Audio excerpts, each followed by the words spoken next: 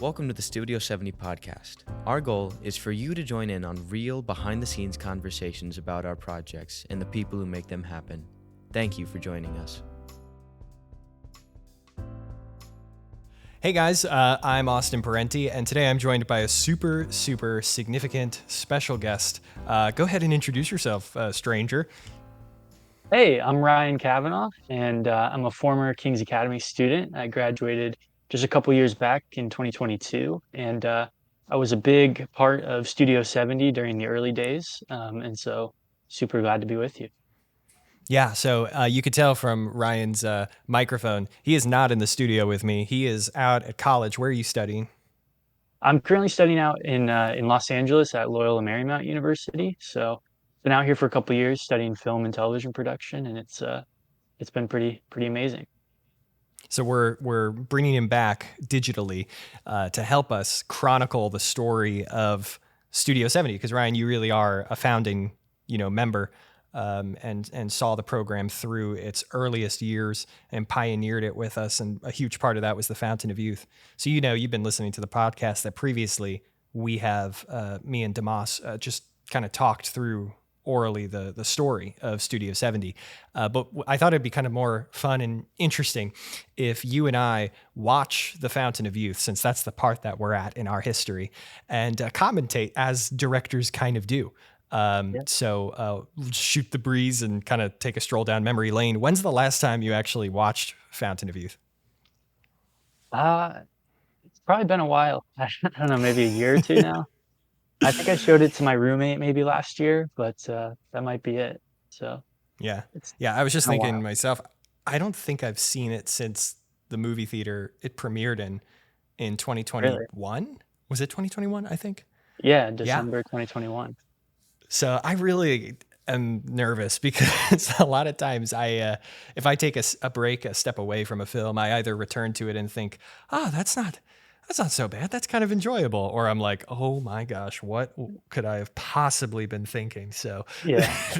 this will either be really cringe inducing for me or really enjoyable. I don't know. There's no Well, in between. if you don't like something, you can just imagine that I was the one directing that scene. Yeah, in fact, you probably were, to Yeah, be fair. exactly.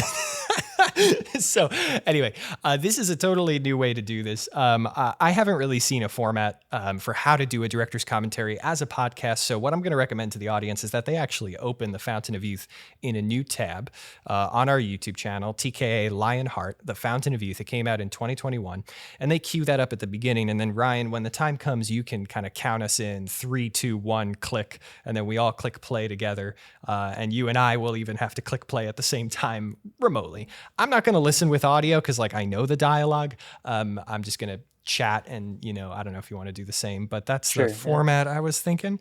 But tell us just a little bit more while people are queuing that up as an alternative additional tab.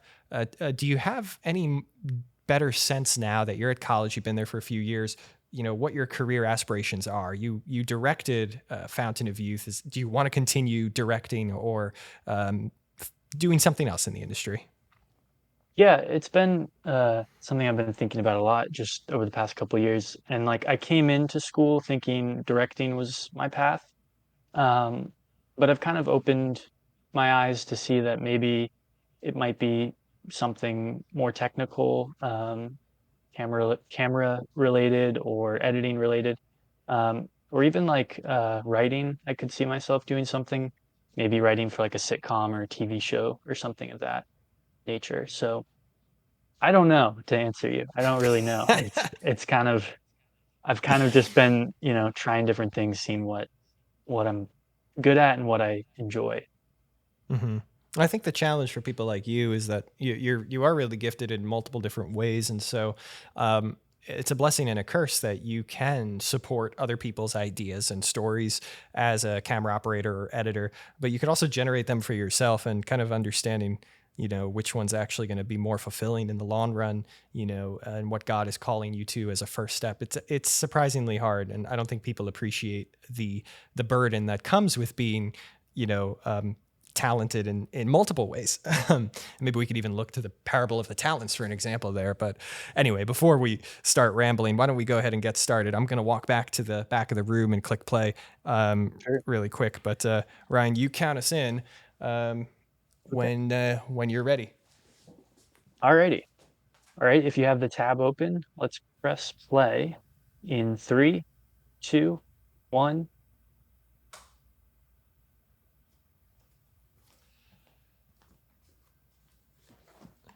All right, here we go.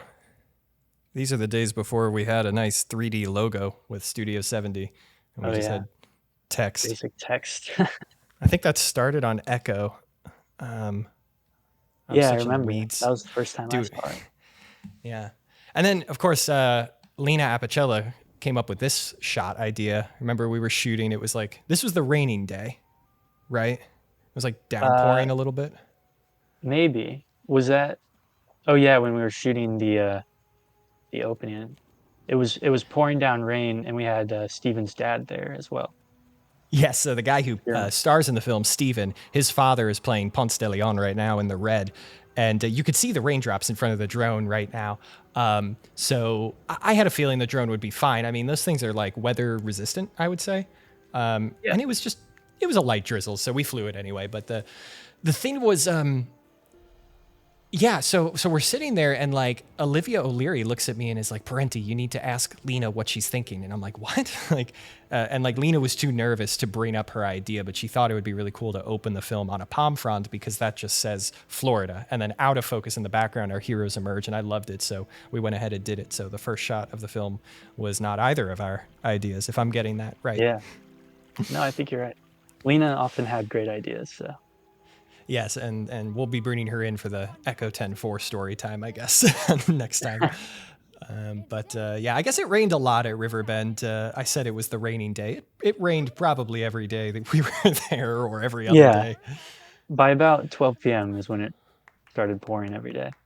Yeah, so we tried to be finished by 11:30. Oh, Zorro.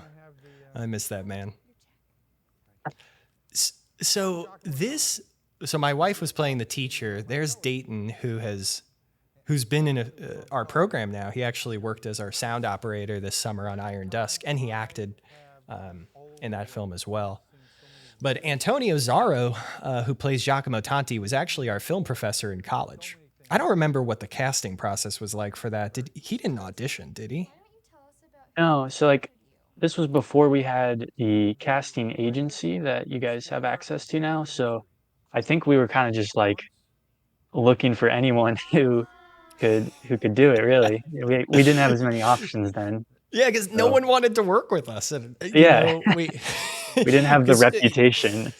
Right? Who wants to do a high school short film or feature film? It sounds like it's going to be a disaster. But so it was after this film that Talent Direct Agency and others saw our work and wanted to work with us. So we were pulling teeth. We just went to Professor Zorro and said, you're kind of in the right age range. Do you want to do it? Yeah. And because he was a teacher, he didn't have anything else to do for the summer.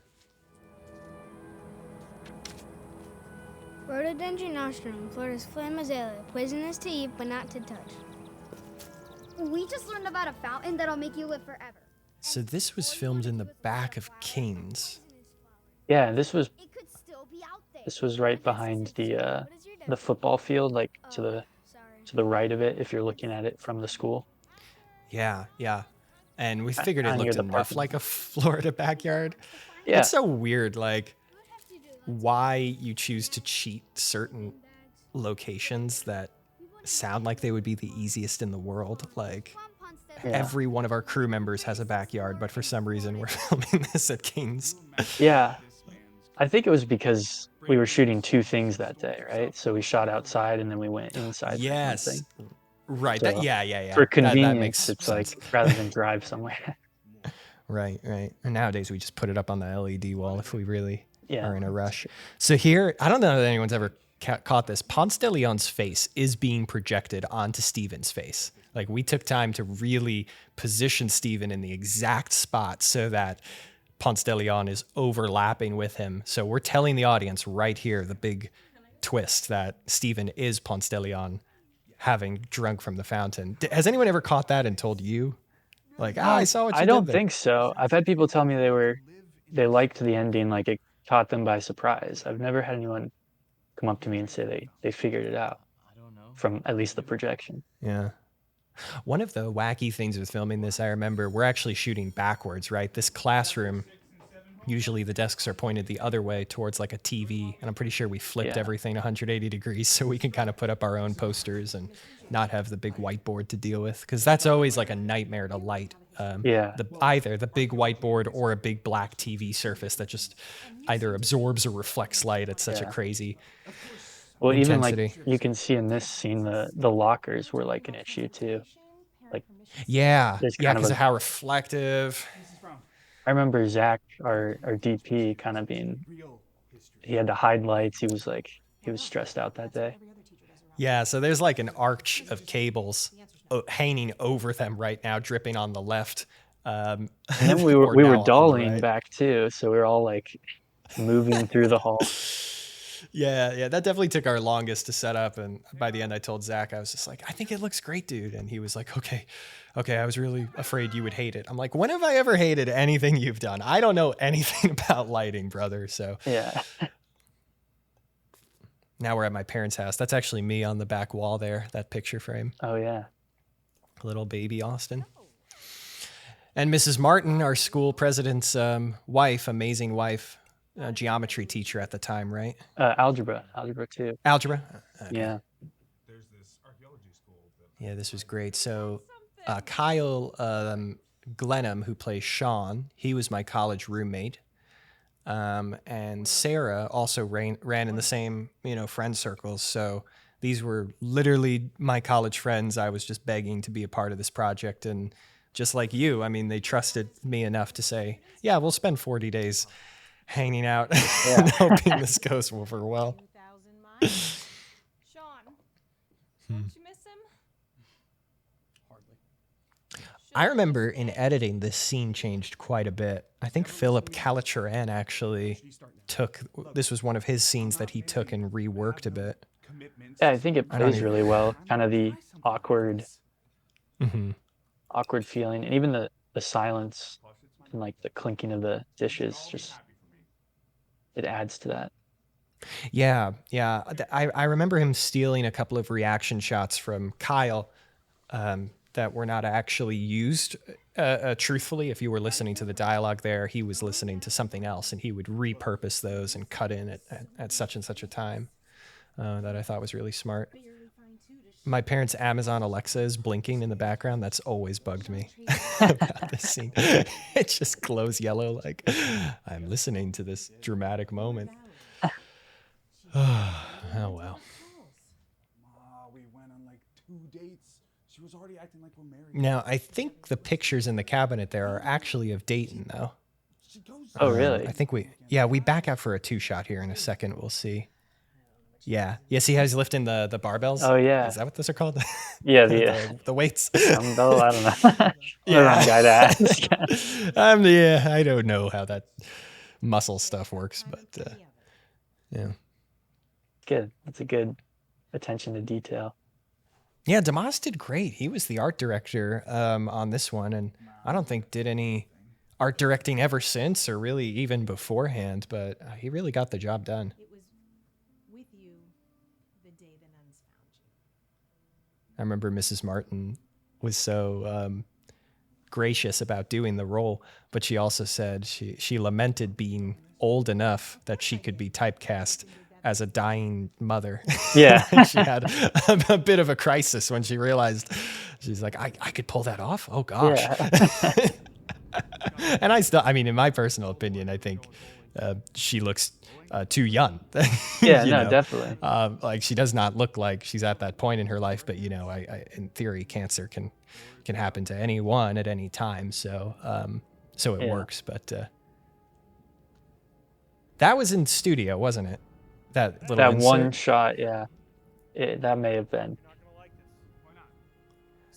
Yeah, I remember feeling like we just needed something to link. There was some discontinuity. We ended up shooting that little close-up of Steven in Studio B. We did very little studio work for this film because we didn't really have a robust production space here. It's literally the room I'm currently sitting in, which is like 30 feet by 15 feet, I think. Yeah. And there was no LED but- wall at that time, so Right, it wasn't right. like you Now could throw I'm a background literally, up. we're so spoiled. I'm like watching this film on the LED wall. Like, yeah, Yeah. this is a typical Monday afternoon. And now here we teleported over to Holy Trinity Church, which is our favorite place to film. We somehow sneak it into every movie. Yeah. Beautiful location. And we smoked the heck out of this Yeah, room, it right? started to get hot in there and it's super foggy.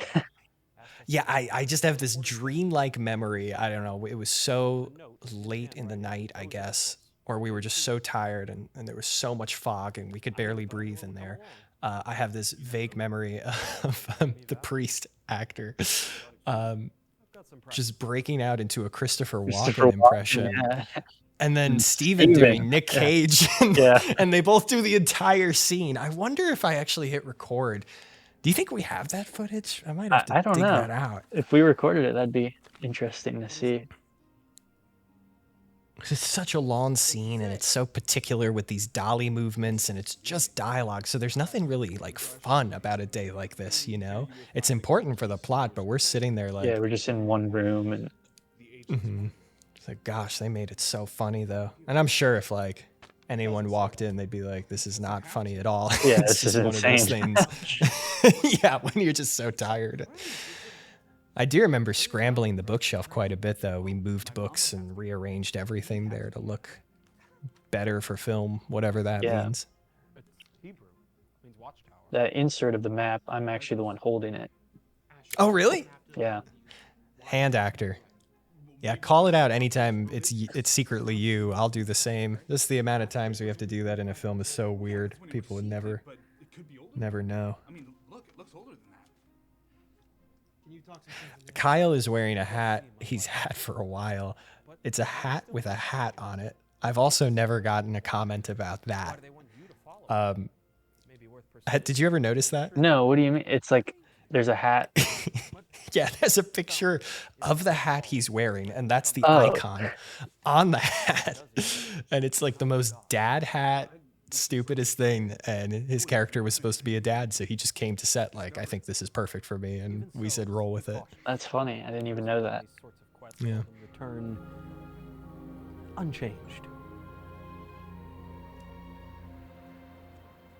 So that was pretty weird. This parking garage is gone now that we filmed on. Yes, I forgot. I was about to say this was Palm Beach Atlantic, but it wasn't. It was This was downtown. right by, right by like City Place. Yeah, they're building all sorts of crazy skyscrapers. I remember Mr. King joined us this day. Oh yeah. He got hired in the middle of this project. I think he Yeah. took the month of June to chill after graduating and travel, and then he came in, and he's like holding a C-stand, holding an RGB, flying it over the side of the building because you can see they're being lit, not just overhead, but it's actually slightly over the edge, pointing in. And so he's just holding it, and I'm like, "Are you sure you got it?" And he's like, "I got it." And I was like, "I don't even know why I asked. He's a pro." This is at PBA. That's why I almost This said was that. at the medical school. You can actually when we were filming this, you can see that like heart rate monitor right before a take. We'd be like, you'd say quiet on set, and Mrs. Martin's heart rate, because it's a real like monitor, you'd see it shoot up right before we went for a take every time. No way. Yeah. This shows how like I don't know, my mind pays no attention to details. I'm so bad at it. Seen this movie a million times, I never noticed that. That's hysterical. Yeah, she was so nervous, and she still does get nervous. We had her do a quick roll Nervous, for but On she My always Desk. then she gets into character and she does great. It's Yeah, she's phenomenal. That's the reason we keep asking her. I hope she understands that. and she's and just believes a that. fun, good attitude. Like it's the type of person you want to work with. Yeah, yeah. So this is actually a first floor building. We drew the curtain behind Steven because we just felt like hospitals are like, for some reason, you're always levels high Yeah. that we felt like seeing the street would just make this feel cheap for some reason, even though it's literally probably $500,000 worth of equipment, real life nursing equipment there. Like the Sure, set looks yeah. great. It's kind of weird, the choices you have to make. I'd much rather have you here with me. Mrs. Martin had a great turn. I remember directing her through this little monologue. She goes from kind of silly mom to suddenly getting a little more serious and almost crying and then reeling it in and teasing her son again. I think I remember telling her something I heard in the behind the scenes for Thor 1. Kenneth Branagh directed Anthony Hopkins to let his son, Chris Hemsworth, Thor, break his heart rather than enrage him, I think is the way Hopkins was kind of playing the scene. So I told Mrs. Martin, I'm like, let Asher's desires here, break your heart for a moment and then recover and retreat behind walls of humor. And I always thought she did a fantastic job with that. Yeah. So what do you think? That scene we just watched, we had that like open book, like a place on the bookshelf, you remember? We talked about that. Yeah. It was me, you, and I think like Garrett were the only three that were still there. And we were like, do you think anyone will understand that it's like his story? Yes. And I always ask people that, and it's like 50-50. Some Some people get it, and some people have no totally. idea. Yeah. Like, why are we staring at a hole in this bookshelf? Yeah. Which contrasts with what he says here. I mean, here he's saying it's all about saving my mom. But if you catch that, it's all about his ambitions. Yeah. And that's really like what the theme of the movie is all about. And ironically, it's what we were all going through as a production company. I'm really glad to say that I think all of our films have that ironic theme where the story we're trying to tell you is exactly what the film is making us walk through.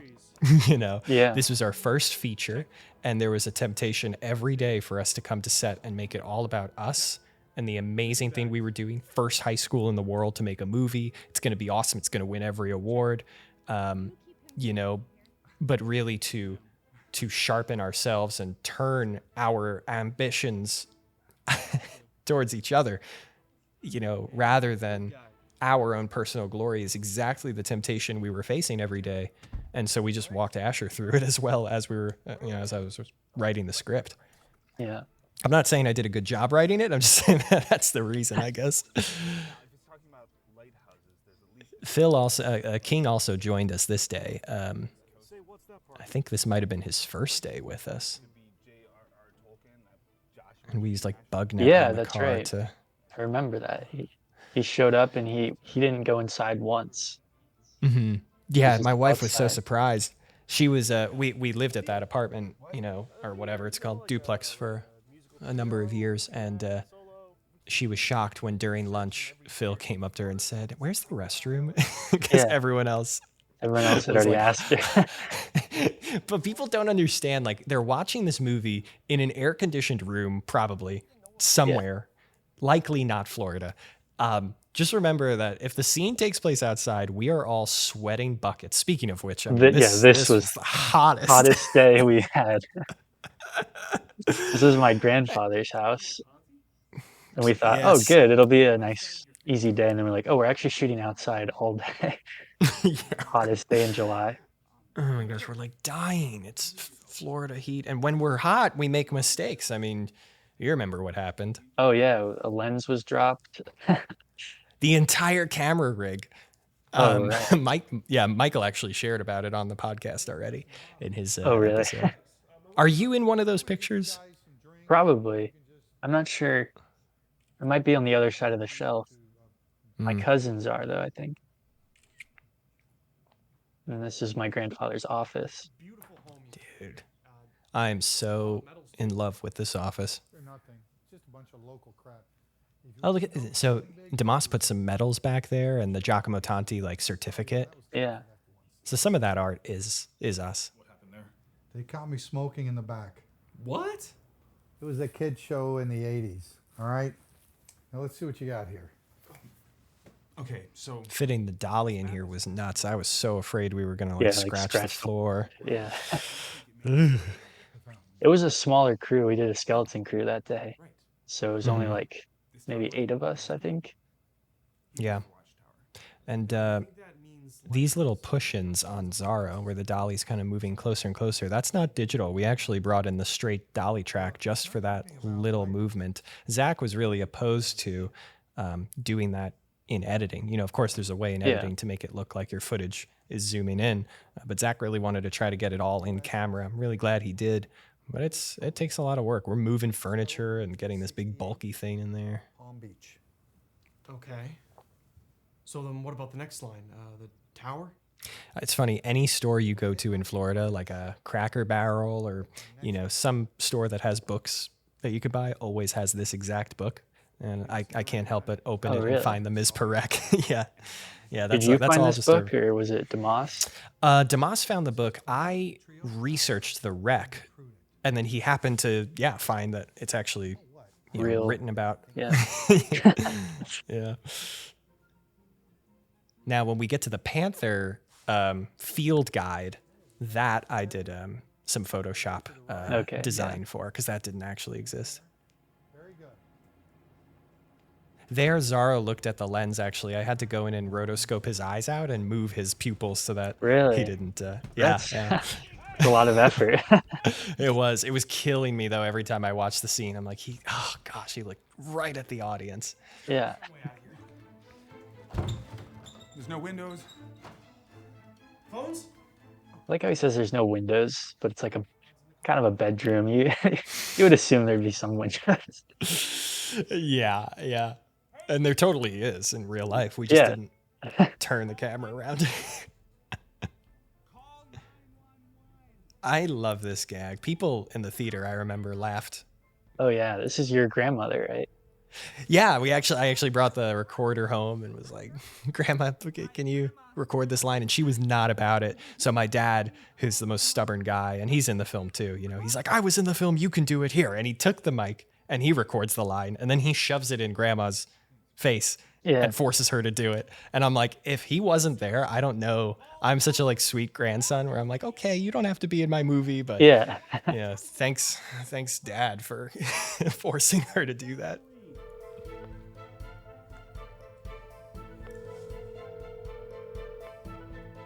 Oh, I remember debating for so long how long to wait before Valerie answers the phone. Like, where is it suspense, and where is Yeah. it just stupid? And Anthony, our music composer, actually composed probably 20 seconds Yeah. worth of just waiting music, and I ended up cutting it down quite a bit.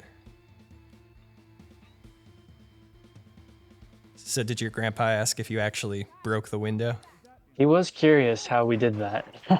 Because it was when he left. He left the house, and then we pulled out a window that we bought and just smashed it on the driveway. Yeah, I was really hoping. I'm like, I really hope he asks, oh my gosh, how did you fix my window? Because that would mean I did a good job with the VFX. But Yeah. of course, he didn't confront me. People laughed at this too, with Val just assuming she She could could join get them, in. and, Yeah. and Steven's reaction being not about this girl. We've all kind of been there. It usually went over pretty well. Better. It's a nice transition. Thanks. A lot of those you don't plan for. You kind of just look at the footage and Yeah, you editing, and find you're it. the camera kind of gets wiped here by that window. This was it? day This- 2 of filming. Yeah, and this is day 1. I was in the back of Oh the my car with gosh. the audio recorder for Yes. for those shots. And Zach operating? I don't even think I was in the car. Yeah, it was just me and Zach. I was working the audio and he was working the camera. So this was day 1. Oh my gosh. I remember me and Zach came up to each other at 6 a.m. We had such an early call time, right? It's probably our earliest. And I was like, this is our first feature. I was like, Zach, I couldn't sleep last night. I just kept dreaming that we were filming this scene. And he's like, me too. And then we had to live through filming it, even though we had dreamed everything already in such a visceral detail. It's one of the prettiest looking scenes, I think. Oh yeah. Great location, great lighting. And of course, my dad was here, and he can't follow a script. He's too stubborn, so he's improvising everything. And he's the one who said, you know, it makes no sense that I would help them. You have to barter for a watch. And we're like, we don't have a watch. He's like, well, take mine. So the Movado he's holding right now is actually his watch. And I told him, you realize if you do this is day one of filming, you have to let us keep your Movado for the rest of the summer for continuity, because it's got to be on Sean's hand anytime. And he's like, that's fine. So he invented that whole gag. Oh, this was crazy. I don't think we were allowed to do students this day. You weren't here, right? I wasn't there, no. I think it was just 5 people on the boat or something they could fit. So it was you and Zach and maybe after Moss, the actors. and then the actors. Right. Oh, yeah, I so guess. these 3, Yeah. they took up most of the crew. Yeah. We are flying the drone over the water, but you have to disable its navigation because it references, you know, the floor to kind of tell where it is, but the floor is moving because it's the ocean, so it's getting confused. So we have to disable it, and Zach is like catching it with his bare hands, trying to land it on the boat. He's a phenomenal pilot. And then I remember it was a little, you know, more. The waves were a bit more intense than we were hoping for. Obviously, I mean, looking at this, you're like, holy crap. But at the same time, like, it's real. Like, would you rather us do it in front of a green screen and, you know, not have that authentic motion? I don't know. Yeah, no, I think it looks better. Is this all ADR then? Yes, yeah. Is it the wind and waves? Yeah, a ton on Fountain was ADR'd actually. Just because we were on location, and also it was our first project, and like nobody knew what they were doing. No one knew it. You know, no one knew how to record. Right. So how is sound supposed to do their best when their own teacher isn't sure how to best advise them? We've gotten so much better over the years, and a lot of it is because of what Lena and Michael and Julian and Max Schwartz even like learned on this project, and then translated over to future projects and taught the other guys. But Kyle was such a trooper. Like, he's a phenomenal actor, but he also didn't really need to, because he's not like he's very willing to do whatever you want him to do, but he's also not like super comfortable with it. Like if I asked him like, hey, you want to go scuba diving with me this weekend? He would be like, heck no. Yeah. so we're literally strapping him to this gear and throwing him in the Atlantic. Like, yeah. So I just loved that the actors we cast were so true to themselves. This I wasn't here for. Were you? I was not either. So this was a separate. We were filming, I think, during this, up in somewhere, and DeMoss and the O'Learys were doing this. Right. So these are stunt actors, Micaiah Wells and one other guy. I don't think I ever met the other one. And they're diving in the Gulf. It's a lot like, I don't know what the word is, foggier in the water than they anticipated. So they had to like kind of just make it up the day of. Right. DeMoss had a whole plan with a nice printed article and what's it called? It's like waterproofed. But yeah, they could barely communicate, so they kind of just got whatever, and we figured it out in editing. This I love too. One of my career highlights, throwing Antonio into the water. He was totally willing, but like, you know, just think about it. Like, it's a 50-year-old man asking him to get in full scuba and jump in the Atlantic a mile offshore. Like, it's just kind of crazy, but they were happy to do it, and it looked great. Yeah, so DeMoss is, like, for the rough cut, you know, I kind of just took any shot that looked halfway decent, and it was probably like 10 minutes of just pure scuba footage in slow-mo, because they shot at like 48 frames, so I slowed it down and, you know, grabbed whatever moments I thought looked kind of cool. And then DeMoss went through and re-edited this entire section with what he had envisioned, and I don't think I had to change it at all from what he did.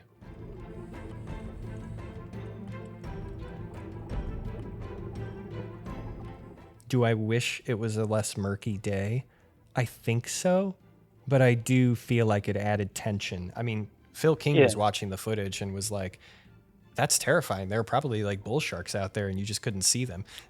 Yeah. That's a good point. Oh, well. Yeah. This stuff, we weren't actually filming off the boat. Yeah, right? so this was off the shore in Jupiter. Yeah, we're like literally just a few feet away from the waves crashing on the This was beach. pretty early on, first week or so. Mm-hmm. And we'll get back to that in a second. I felt so bad. We actually cut my dad loose early that day and then realized we still had to pick up this little moment. So he was halfway driving to Jupiter and turned around and came all the way back for that one shot. Yeah. Oh, well.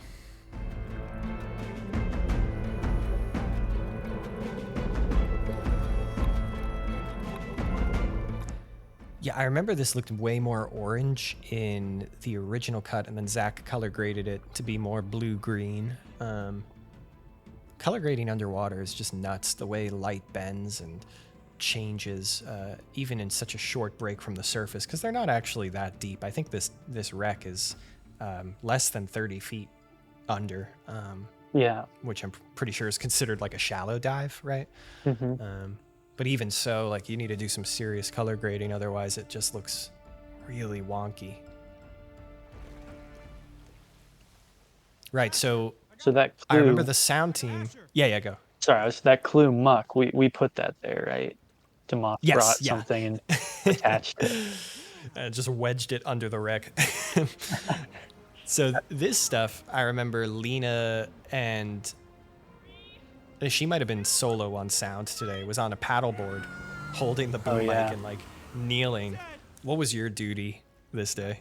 Well, I think I was mostly like, because I think you were directing, and there was no reason for us all to swim out there, so it was pretty much I was on the beach with Mason, just kind of waiting. It was kind of like a slower day. Well, getting Sarah on the jet ski, I remember you, Mason, and Garrett are all like holding it as Yeah. waves are crashing over you guys, and we're just trying to get her up there and let her, peter out. Because Garrett literally drove his jet ski from his house, Yeah, he through the inlet, like probably traveled like 2 or 3 miles, probably more than that actually, yeah. to meet us on the beach. And then we're like getting actors on board, off board. That was just like probably the craziest day of filming we've ever had, next to like the bus crash in Echo. Yeah, definitely. This was the first week as well. It was the Friday of our first week, and it was also it would have been the first day that I directed, and the first scene that I directed. I remember this because we had like a 7 a.m. call because we wanted that morning light. Yeah. But didn't we break in the middle of the day and then do the graveyard? We came back later in the night for Oh the my graveyard, gosh. yeah, which I also directed that. So that was like Yeah, my first day, kind of just being thrown into it.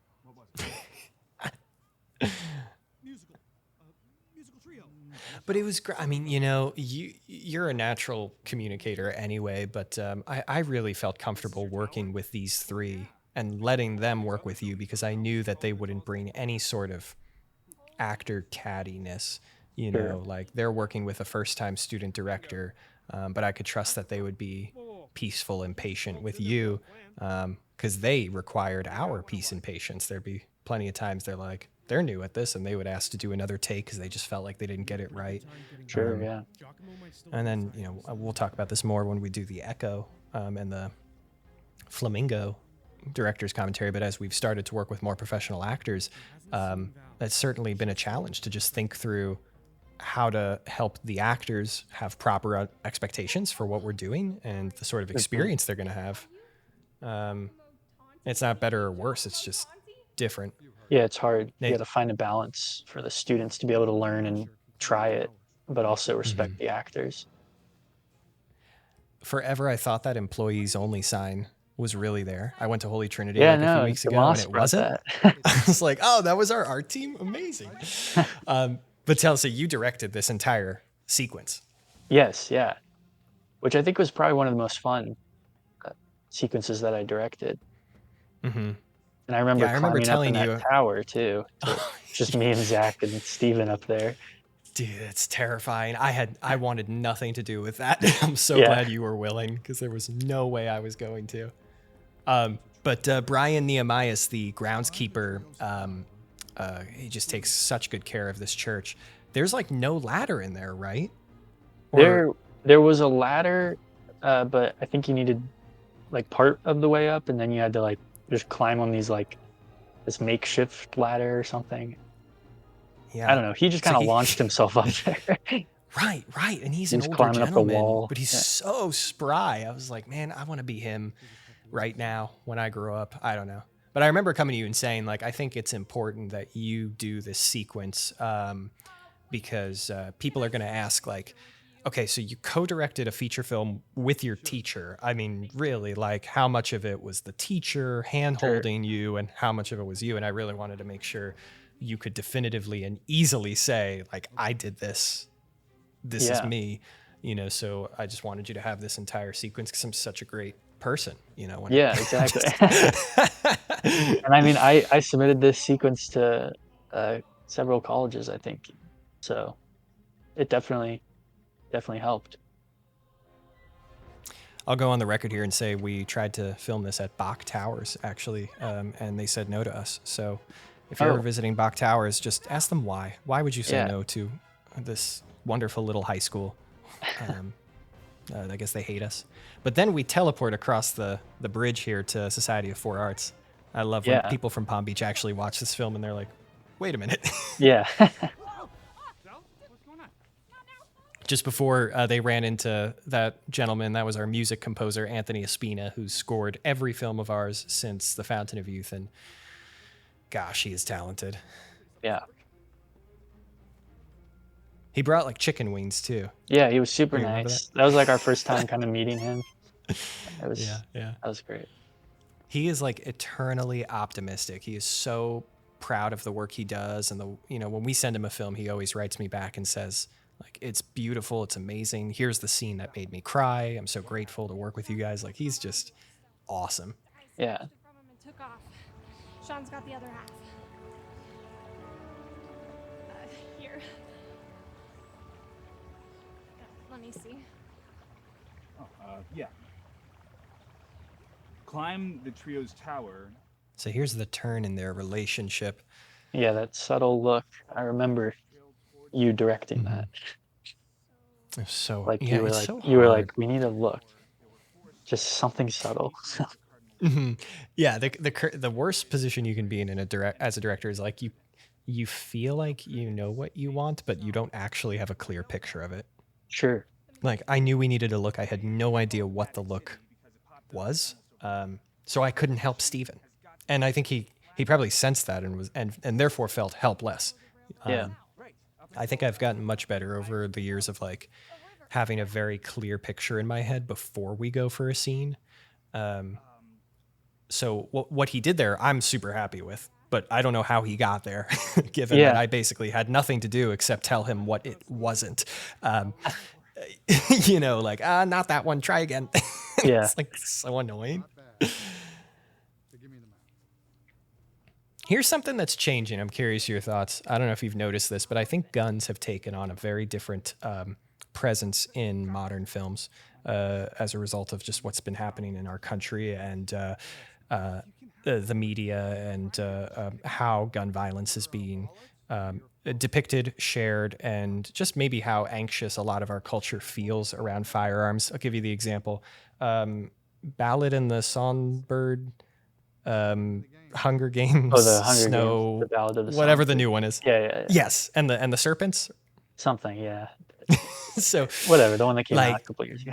yeah, like usually very violent films. At the end, the automatic firearm, is used in like a really horrifying way. It Sure. wasn't just like an action film. It was truly horrifying. And a lot of movies have been turning to Planet of the Apes, the new one, where at the end that girl gets like a gun and the apes are like, whoa. Previous Yeah. Planet of the Apes, they're like entire action scenes. And I think just with the trauma that's surrounding firearms in our country, we're starting to see them used as either massive plot points, like, whoa, that guy's got a gun. This is suddenly very, very serious, or not at all.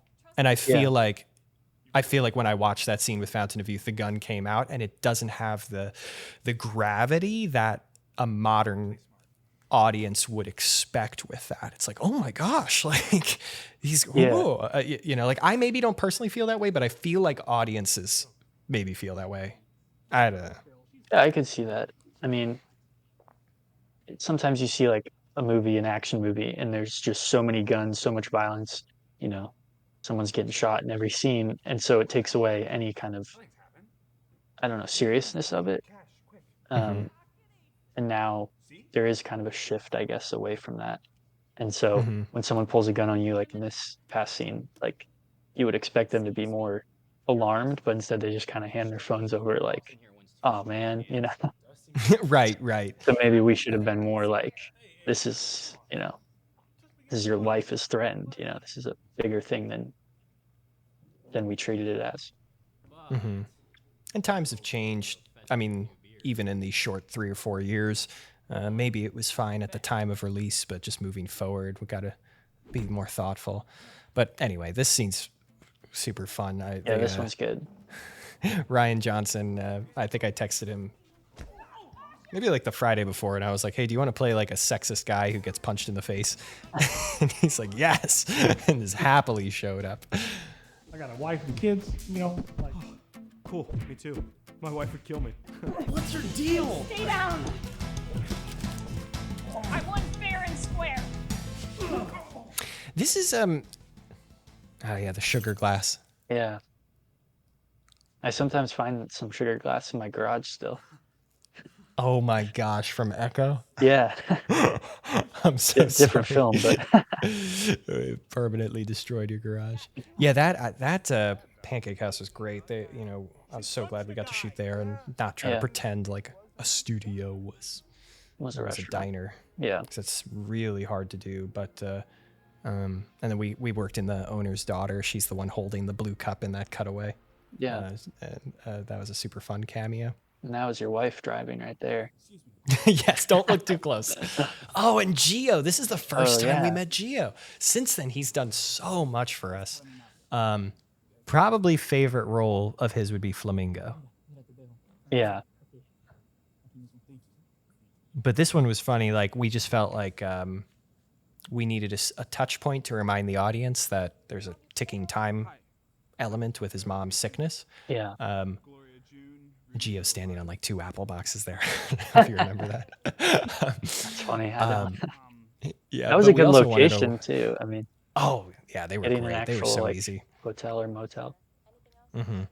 But we also felt like in the writing, I was like, I want to allude to the fact that he's Ponce de Leon more so that the surprise is delightful. It's one thing to be surprised. The Last Jedi surprised me, but I wasn't too happy about that. Sure.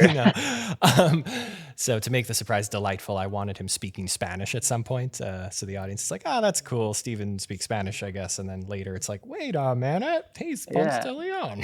Yeah. It starts to add up. And to think we wouldn't have met Gio if I didn't need someone to speak Spanish. Yeah, it worked out.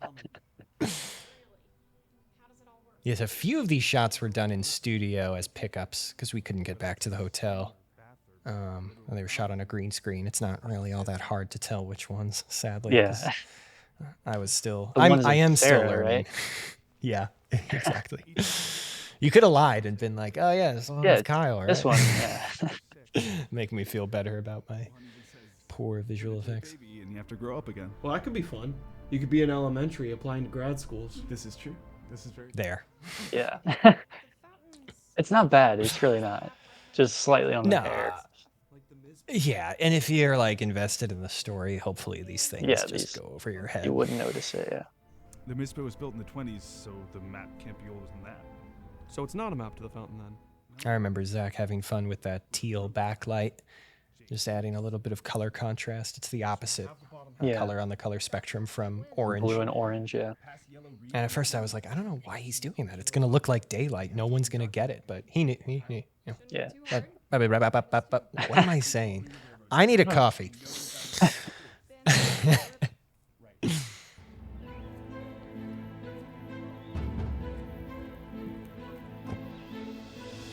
Riverbend. I looked at it. We spent, I think it was 11 days at Riverbend. Gosh, it feels like an eternity, though. Yeah. 11 of the 40 days? I think Fountain had 40 days. Yeah. I remember this day we filmed over 2 days because we wanted to really use morning light and like nothing else. So, but it was only like 3.5 pages of dialogue. So we ended up breaking pretty early both days. Yeah. But like it 10 gave us a.m. that time. Right. But we loved it because it's so hot. Yeah. Sure. Did we see a gator this day in the water as well? Probably. We were right by the water, and there's lots of gators in there. I think this was the first day that your brother Andrew came. Remember Yes, him yeah, because stopping by? Right. Now we can't get him away from our film sets. He was just cast in another one. Did I tell you? One that Max Miller is directing. Oh, he's gonna. nice. Yeah, Andrew's gonna play a big bully. Ditch those back at the church. This was hard for them because they're literally staring into a giant bounce card in their close-ups. Yeah, we have that so 8x8 white like silk. blinding. So they're all squinting the whole time, and it works. I mean, it's what they kind of authentically would be doing in a bright environment anyway. Sure, yeah. Fork, and there we go south. Great. More water. Yours?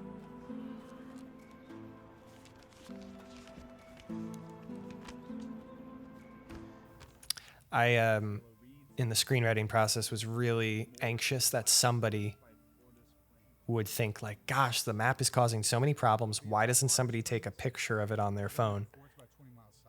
Yeah. And so I think that's where the idea of ripping it in half came from. But that was also the idea back in the church scene of why Sarah goes to take a selfie with Giacomo Tanti. Sure, she was Right? trying to get She's a trying to picture make of it permanent.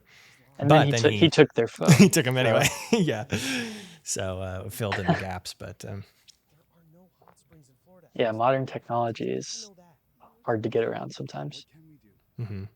making the map was really fun. I remember thinking like, okay, if we're going to make this movie, like there needs to be a logically coherent map. So I spent a weekend at a coffee shop just using Google Earth and kind of looking at the arc of the journey they would take and trying to find puzzles that would make sense, looking up Latin names for flowers and looking up what flowers are indigenous to South Florida. And so theoretically, you can actually take the Fountain of Youth map and follow it, and it will lead you to the center of the Everglades. What you'll find there, I have no idea. Yeah. But there actually is a church with a steeple that overlooks a railroad in Pahokee, so like all of those are true. We just didn't necessarily film at those spots. So a lot of Act 2 of the movie was really just based on the logical next step that you would have to take if you were trying to get to the middle of the Everglades from Palm Beach County. The canoeing day you were not there for. I was not there. I think I was out of town that day. But then here, I mean, we're back on King's campus, of course, immediately. Yeah, Zara's kayak flipped over. That was hysterical. We all thought he was going to get eaten or something. Okay, this is probably the worst day of filming, right? Just in terms of like... This was at Riverbend? Not this one. The Back one when we go back before. to the campfire. Yeah. Well, we were there super late. I mean, I think we were done at midnight, but we stayed till 1 a.m. or something to finish up. Mm-hmm. And then the next day we had a 7 a.m. or 7:30 a.m. call time or something. So... Oh, gosh. And the bugs. Those 2 days were bad. Right. Yeah, The so LED many lights are bugs. attracting all these bugs, and we have a literal fire going, so it's so hot. Sure, but I don't think it'll do any good. Here there was a C stand in the shot. Actually, I think I zoomed in at the last minute. I almost didn't catch it before the premiere. In that 2 shot, it was like on the left. Yeah, well, you might be wrong. But yeah, this one's back at Riverbend. We actually filmed Grey Trials Chapter 5. 4? Yeah, 4. The fight scene. This is after you graduated, I guess, right? Yeah, I wouldn't have been there for that. Yeah, where Jaema's like uses the Grenz's blue lightsaber and beats up some of the thugs. This is right Yeah. where they're sitting. Like Ponce de Leon. If you find it first, that is. So you always work alone. Yeah, until now, apparently.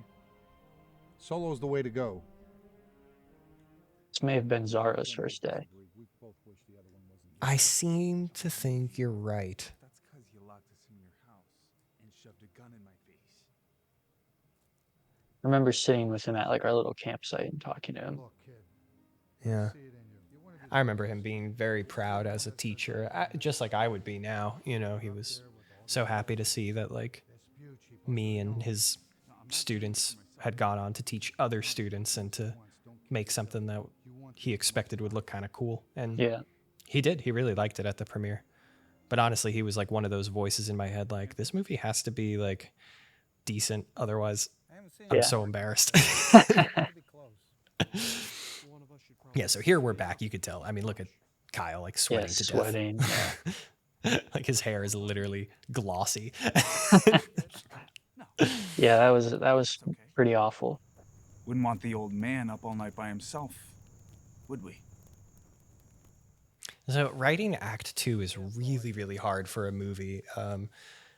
The ending always comes to you pretty much immediately, and maybe the beginning too, because, you know, that's the concept for the film. The middle is where you're like, oh my gosh, what do I do now? And what can we do? We had such limited resources at the time. So, you know, we're like, okay, we'll do a church chase, we'll do a boat scuba thing, but now you've kind of run out of ideas. And so this entire scene was kind of built on the idea that you can create tension without action. You know, I remember thinking, well, I've seen other films that really hold me in suspense, and it's not because there's a million gunshots going off or sharks eating people. It's just simple stakes. I don't know if I did a good job, but I just remember this being the hardest for writing. I think it plays well, especially with the music that Anthony Espina composed. I mean, it adds that extra layer of tension. Oh my gosh, he saves the day constantly. There's always scenes in our movies where I'm like, that's terrible. And the second we layer in his music, it just feels so intentional suddenly. Yeah. Get it! He's getting away. It's fine. Let him go. No. He's got the bottom half. I think I see him. So Zach went back to his normal job for these pickups. A few of these chase shots were done. Okay. After main And then principal photography. this is indoors, right? Yes. So we got rained out. It was torrential downpour when we were supposed to film this. So I showed Zach a screenshot from Jurassic World and was like, surely that's in a studio. I mean, can't we try something similar? And I saw the light bulb go off. He didn't give me credit or anything. He wasn't like, you're right. He was just like, I got to get to work. Yeah. We scrounged all that tropical flora, fauna, whatever it's called.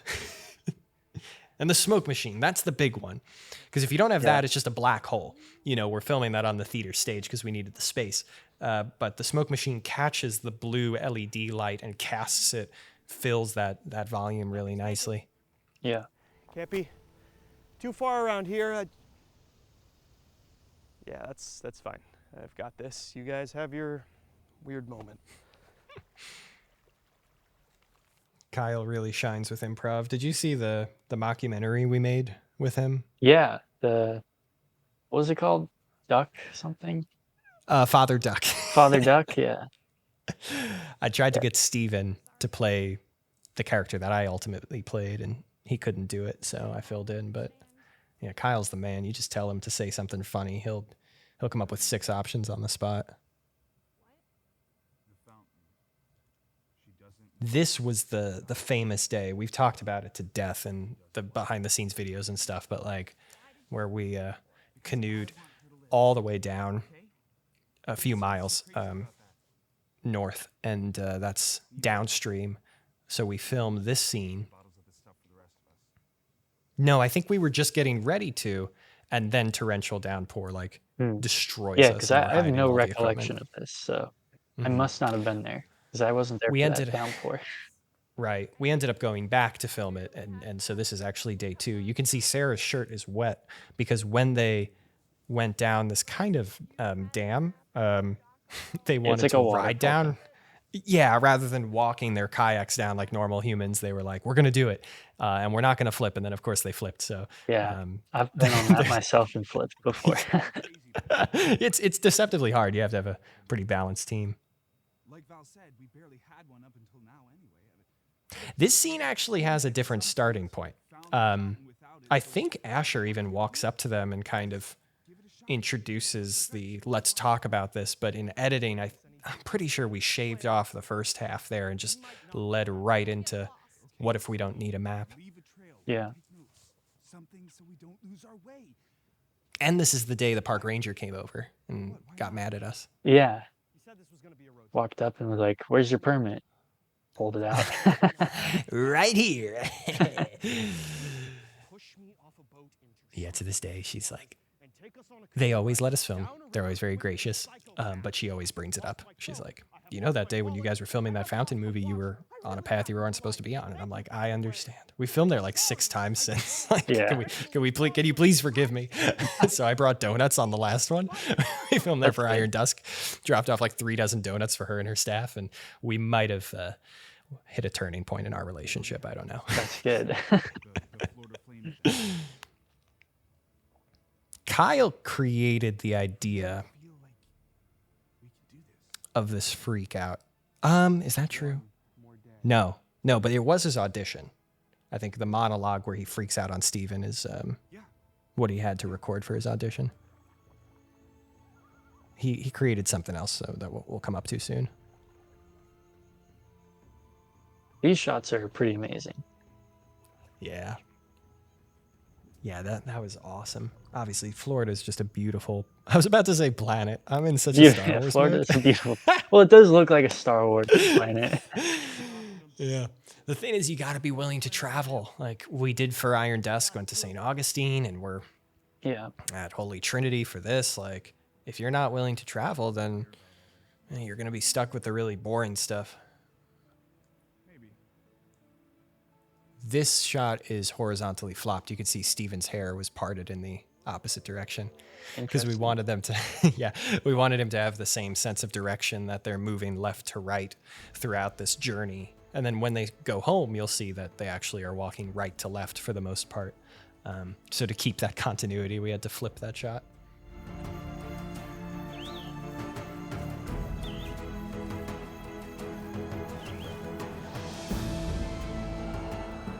Kyle tripped somewhere here, right? Yeah, did we I think it in? I assumed it's here. Oh yeah, Ready? yeah. And that's real, or was that improvised? I feel like It could it was be either. actually improvised. I think he planned it, but I thought he was hurt. Hey, Sean. What's this? This was at a different park, right? Yeah, this was Frenchman's Forest. We couldn't film there often because of limited parking, actually.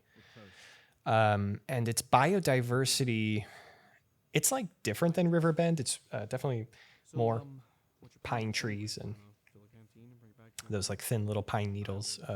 When they fall to the ground, they're like orange and stuff. But it kind of looks the same no matter where you are, whereas Riverbend... you walk 15 feet in a different direction. It's wildly different. But that shot of Steven, then, that was behind King's, right? This one? Right. This shot is actually on campus. I think it was 2 things. I'm pretty sure we didn't actually have a shot where we got focus right for the entire monologue, even though we did like 14 takes at Frenchman's. Yeah. Because we were on Dolly, so then this is a digital zoom instead. Yes, exactly. Just an alternative. And then I think there was something in the performance. I actually wanted Steven to reinterpret the way he did it. I think, knowing me, I probably thought it was too big and wanted something that was just a little smaller. I remember reading it with these 3. They came over to my house. You came over for the big read-through. Right, yeah. They ended up staying and wanting to talk about this scene. They just felt like it was way too on the nose, like we're Christians making a Christian film and we're talking about the afterlife. Yeah. At the same time, it's called The Fountain of Youth, which is a thing that gives you everlasting life. Yeah, so it's about... right. It's sort of about the afterlife in a way. Or at least life Originally... itself. Yeah. So it's deserved, but they were nervous to do it. They just didn't feel like it read well. And originally Sarah's character, Val, kind of told him not so much like about Jesus, but like kind of said like, hey, maybe that's what religion is about or something like that. And so our resolution coming out of that workshop was just to end the scene early, where she ends off on the question like, well, like what's next?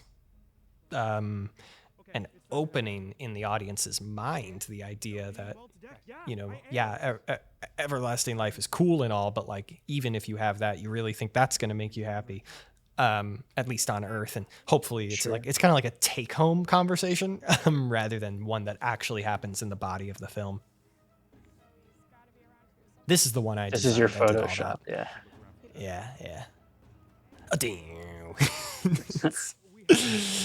So scary. This whole, oh my gosh, I remember this disaster of I think it went well. I'm just like, it was a disaster to plan. Do you remember how this came to be? I don't know if you were included at this point. Like this whole sequence, you mean, with the panther? Yeah. I know it was, you talked about either Jurassic Park or Jaws. You wanted to show like pictures and other things without actually showing it, since we don't really have the CGI budget for the panther. Yeah, I was watching Jaws 2. I think it was actually more 2, where they really don't show the shark at all, and it's still terrifying, and just wondering why that works and thinking that would be the perfect thing for us to do because we need another action moment, you know, but we don't have the money for anything super crazy. And so there's that POV shot you would have gotten in Jaws or Jurassic Park. There's the evidence of the attack, you know, so we see what it's done, which we saw in the book as well, you know. Yeah. Very grateful for Taylor, who did that makeup, and then I think DeMoss must have sprinkled the blood on this leaf. That's a very Jurassic Park Spielbergian sort of thing. Now, whether or not it works, it's actually really hard to say. For me, I don't know what you think. I don't know. Biased. It's like, why does it work in Jurassic Park? Why does it work in Jaws? A lot of it has to do with character. A lot of it has to do with music, of course, pacing. And so I don't know. All I know is I tried really hard. I mean, I think it's fun. I don't know if it works or not. I think also we're kind of like used to high intense scenes. And since this is more like a family friendly movie, when we watch it, we're kind of like, well, we're not that scared. But I wonder if for a younger person, if like a child watches this, if they feel more of the intensity. Yeah. Something I've learned about Act 2 writing since then, writing my book actually helped more than anything, is remembering that action scenes are not just mindless entertainment that connects the beginning and the end. They're supposed to be handcrafted challenges that grow and shape your character. So one of the reasons this might not work as well as it does in Jurassic Park is like, it's just an event that happens. But it's not exactly something that specifically attacks Asher's characterization. You know, as I'm saying that, actually, I disagree, because this is coming fresh off of a scene where Sean said, if we go any further, people are going to get hurt. And so that action scene exists to actually expose Asher's character flaw a little bit. That's fair. He's willing to keep going after just almost being, you know, killed. So. Right. I guess I was thinking about that before, but anyway, a really good action scene is going to tactically expose your character's weakness and give them an opportunity to grow through it. It's pretty much what James chapter 1 tells us, you know, count it all joy when you encounter trials of various kinds, knowing that the testing of your faith produces steadfastness. So you're kind of expecting the screenwriter to play the role of God in using a trial to create stronger character out of your hero in not such a random fashion. I don't know.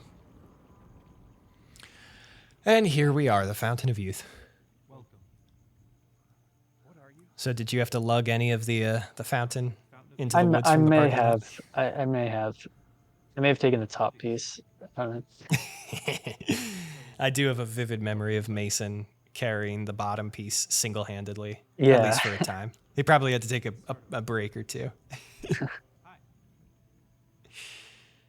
I think you've said it before, but that's the one thing like you wish you could change, with a bigger budget is like make the fountain grander, Mhm. you know. Yeah, if you watch what's the movie? Well, Pirates of the Caribbean on Stranger Tides. Not that anyone saw that movie but me, because it kind of sucked.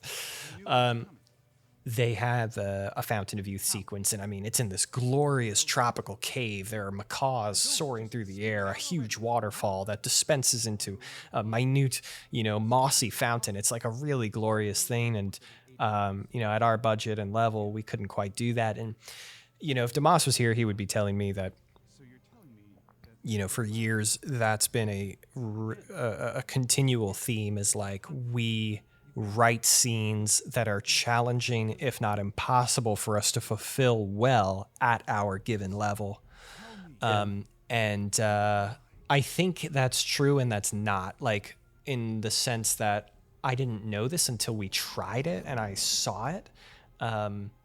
So, like, learning, you have to make the mistakes. You can't just anticipate every issue. Sure, yeah. Is part of it. But I don't know. Sometimes I just don't think it matters that much, that it means it's not worth doing the scene. Yeah. Like, just because we can't find a nice little location, that a sprawling cavern means that we shouldn't make the Fountain of Youth. Like, that's the alternative in one sense, I guess. I mean, I think the film's already so, the locations are so great that it's not like this detracts from it. Just a better fountain may have added something to it, Sure. I do think Iron Dusk will be our strongest in terms of these sorts of things, like where we really made weaknesses strengths and told kind of a humbler story, where it's not trying to be sprawling like Lord of the Rings. Sure. Every scene is a little more intentionally written to be quiet, I guess.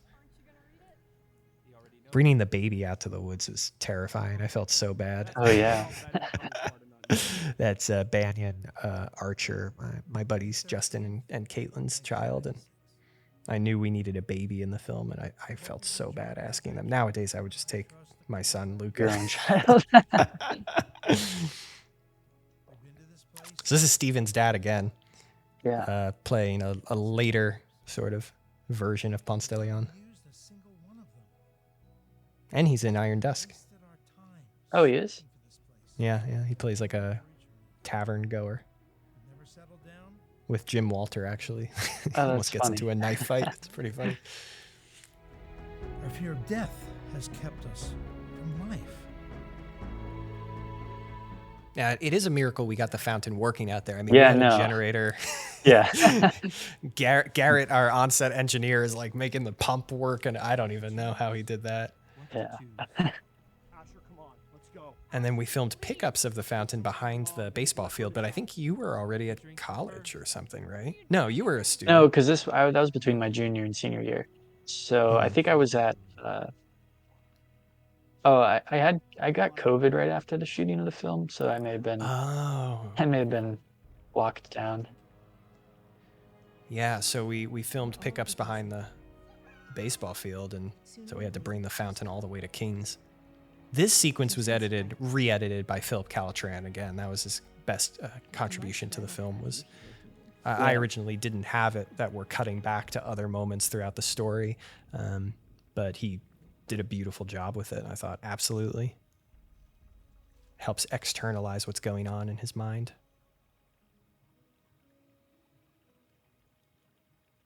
Yeah, so after we were finished filming, I was so tired of carrying the fountain around. Not that I ever did the heavy lifting, it was always someone else. But I sent out an email to the faculty of the school. I said, there is a really awesome movie prop, a 6-foot-tall fountain behind center field. If you want it, it's yours. You just have to pick it up. And I checked the next day and it was gone. So someone here, some random teacher has the Fountain of Youth in their backyard right now.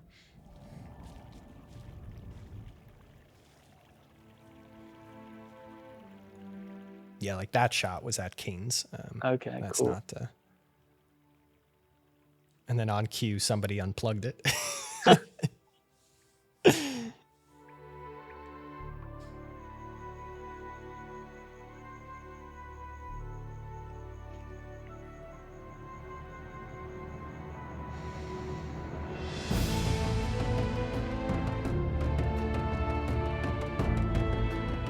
So like I said, now we're traveling right to left. It's an old cinematographer trick. In America, at least, in Western countries, we read left to right. And so when characters journey left to right, it feels a little more natural on our senses. Right to left, there's something awkward about that direction. So in this case, I just saved it for the end because I wanted the earlier montage sequences to feel somewhat, normal, like your eye isn't straining to go in an abnormal direction.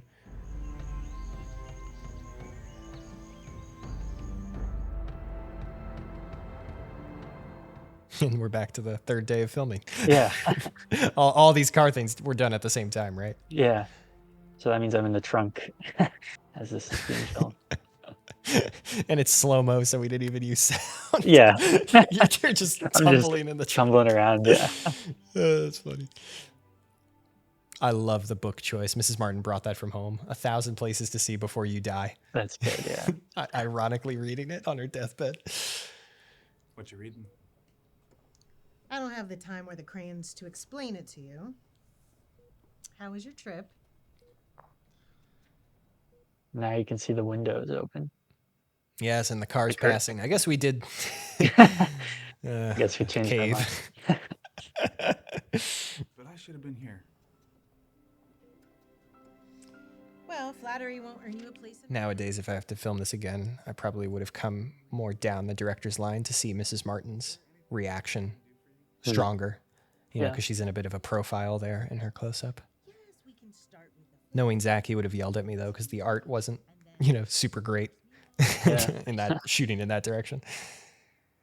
There was my car making its cameo. My car was right next to your car. Yeah. And then there's Damas's Mazda. I just got rid of the CRV. Oh, really? Yeah, it's been in all of our films, other than Iron Dusk, I guess. Yeah. I mean, do you really think Sean's gonna want to keep him? Not really. That's why I'm thinking I'm gonna take him. Oh. For now. Oh, yeah. Cool, yeah.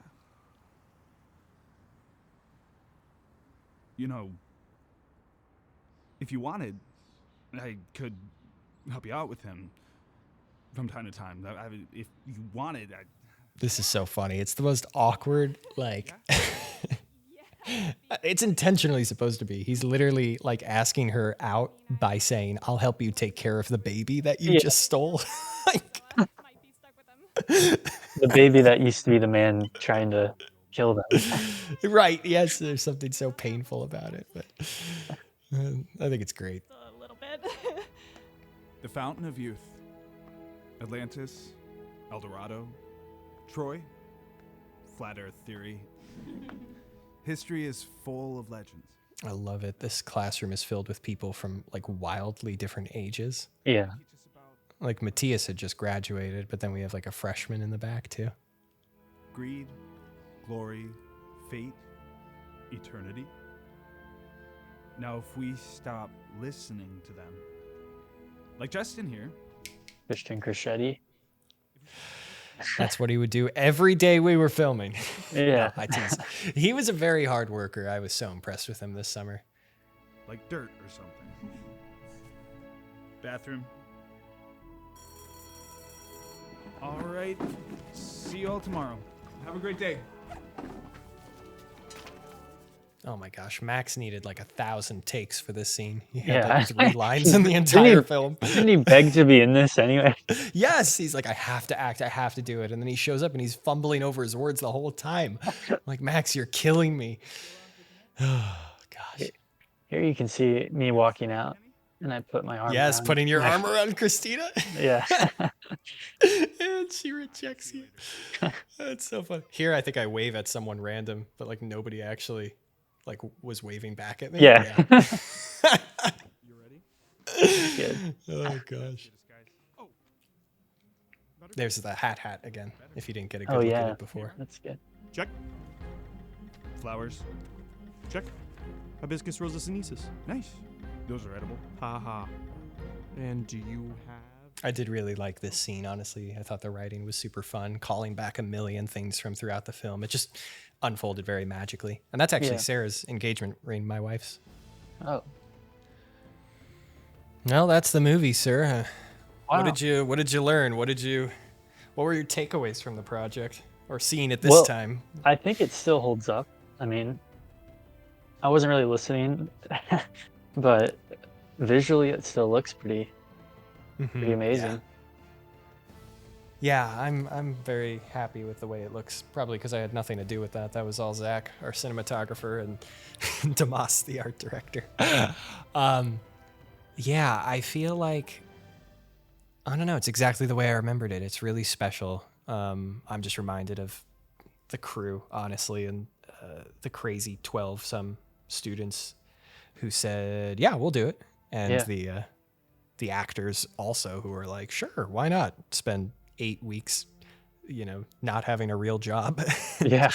And it's really amazing. And Mr. Martin, who said yes, ultimately, who greenlit the project. I'm just shocked everybody showed up and really honored. Yeah. It definitely, it reminds me like how perfect the timing was, because if I had been, if you had waited another year or two, or if COVID had affected it or something, then I wouldn't have been a part of this, and probably not the ones after either. So yeah. I mean, you really look at the students who contributed to this project, and like they're real key players. Of course, yourself, and then I'm thinking Lena. Obviously, she went on to direct Echo immediately after. But in the wing was Julian and Michael, who held down the fort for years to come. So yeah, this was really an amazing team that we had, and I'll always remember everybody. I mean, we have the picture hanging 5 feet from me of the crew and that terrible production van. Yeah. Literally just a minivan would pack to the brim. It broke down twice on us. We had a flat tire once, and then there's so much weight in it. Oh gosh, I felt so bad. Oh well. No, I'm proud of it. I'm really, really grateful for it. I hope we can continue to do these movies. I mean, it's so weird to watch in 75, 77 minutes, kind of 40 days flash before your eyes.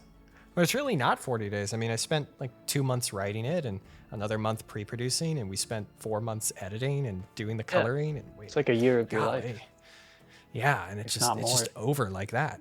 I'm only staying at work like an extra hour to talk to you about it, But it's a full year of our lives we spent with this project. And looking forward to Echo, because you'll also do that commentary with us if you'd like to, of course. Sure, yeah. What did we take away from Fountain that you felt like we immediately turned and used on Echo, lessons learned and such?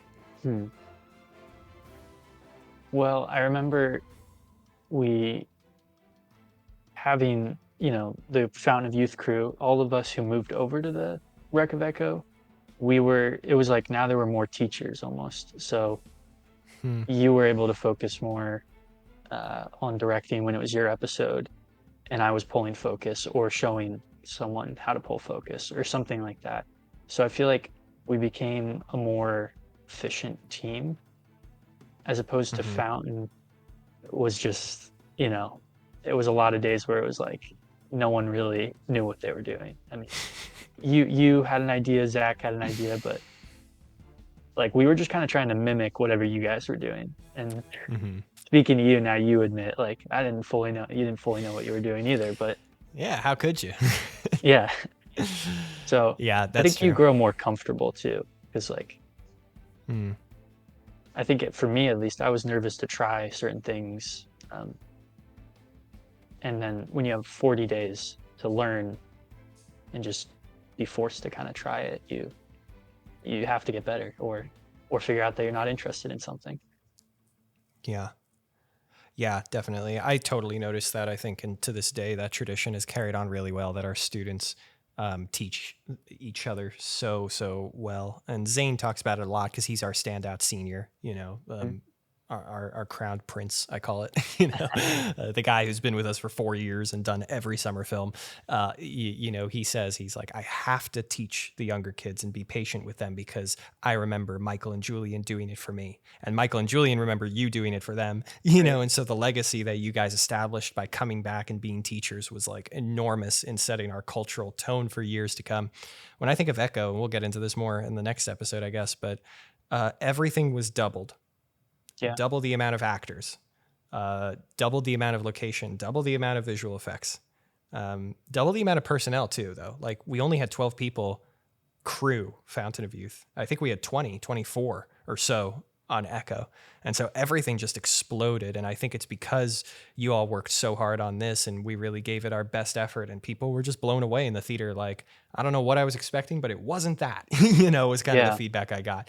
And even a friend of mine who watched it, he was telling his wife about it and was like, yeah, I thought it was pretty good. The writing was such and such and the lighting was this, but it was pretty good. And his wife was like, you do remember that this was made by high schoolers? And he was like, oh my gosh, I completely forgot. Well, yeah, it's amazing.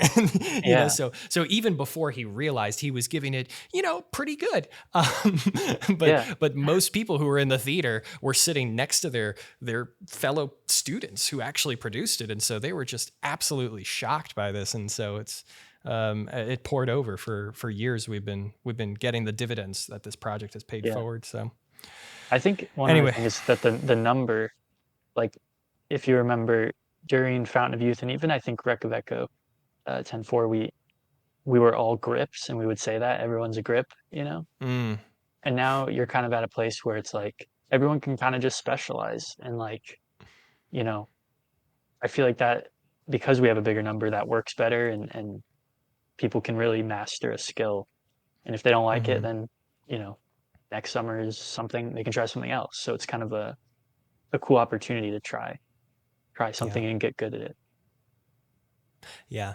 It was a beautiful thing that we did that on Fountain, but I am glad that we've moved on from it. It was really fun to just have that team spirit together, rigging together, lighting together, setting up the camera, but it has been way more efficient. And I think to a better benefit of the students to start departmentalizing. Well, sir, we'll be talking again soon, I'm sure. Thanks for joining us today. Yeah. And hopefully everybody likes this kind of format and we continue doing it all the way through. I suppose Iron Dusk even will be recording that commentary later this year, so that's weird to think. But yeah, cool. I'll see you next time then. Sounds good. Thank you for having me. Thank you for being here. Thanks again for joining us today. If you enjoyed our content, consider subscribing. Studio 70 is a division of the King's Academy, a K-12 private Christian school in West Palm Beach, Florida. For more information, visit studio70.tv or tka.net.